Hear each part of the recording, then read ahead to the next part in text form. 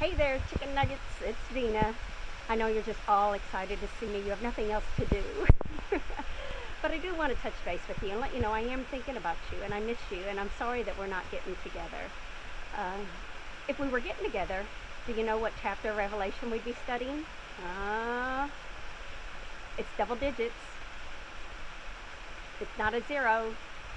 It's 1 1. 11. We'd be studying chapter 11. I'll remind you of chapter 10.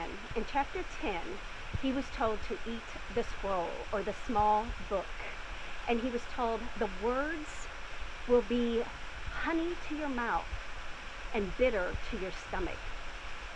While you're spending time here at home, I want to remind you it's not easy. It's not easy on your parents. It's not easy on your siblings. Everyone being in together. And the words that you're using at home right now make a difference. Your words can either be sweet, patient, kind, know when to walk away, or your words can be bitter and cruel and mean. Everyone's going to be on edge. There's a lot of anxiety in being all stuck together. But I want to encourage you to make the best of it and know when to walk away. But right now, we are in a time of history unlike any other that our generation has ever seen. Although many generations before us have seen viruses, seen, times where things were uncertain. And we certainly are living in that right now. Who would have ever guessed? We are in the middle of history, something that we did not expect, we did not anticipate, and there are changes that have happened that maybe we don't like, but we don't have any control over them. We can either choose to be bitter, or we can choose to embrace it and see it as honey and sweet. Right now, the time you're spending with your family and your siblings is sweet. You're making memories. So as your story is written later on, when you all are talking about this time in your lives where you were secluded, self-contained, and you couldn't just go out and do things with everyone else, how will your story be recorded? Will you be recorded as someone who was sweet and enduring and obedient? Or will you be recorded as someone who is bitter and angry? Right now, even our adults are struggling with that. Some of them are very depressed because they're alone. They can't get out and see their family, see their friends, even going to the grocery store for some of them is difficult because there is a risk to that. We're doing the right thing by protecting each other and protecting ourselves through this isolation. And it is necessary.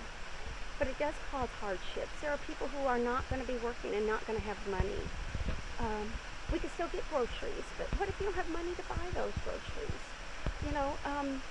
There are people who are worried about their loved ones. We've got people who have had to cancel weddings, bridal showers, medical appointments that they need for their own health. We've had them have to, we've seen all kinds of events canceled, graduations, proms, and these things make us sad. We can't control them, and we can be sad with them. And I hear you. I'm so sorry this has happened. And right now I'm telling you, I'm so sorry this has happened. But I want to encourage you to spend this time with your family, with your siblings. Go out and take a walk. You can still do that. I'm here, we can hike, right? There are areas that are still open. And bake something. Ask your parents to get out the family album and tell stories about the family and who these people were and put names on them so you'll know. Record some family history. Sit down and do a family tree with your family. Play some cards. There are so many things you could be doing together that doesn't even involve technology, which we're still very fortunate to have.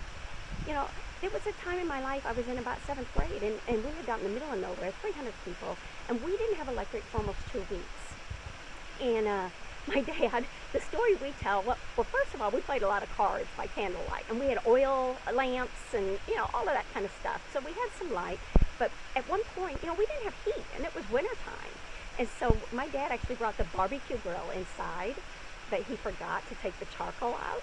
And so, yeah, the whole house filled with black smoke.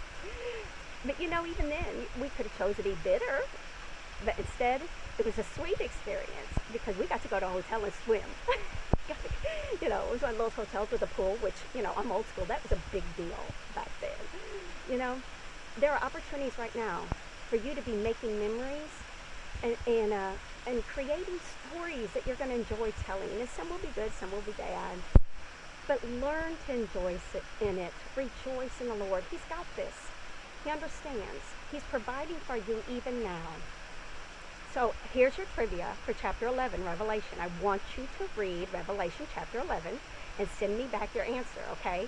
So what were the two people in Revelation chapter 11 called, okay? Were they bakers, farmers? What were they? And what powers were they given, okay?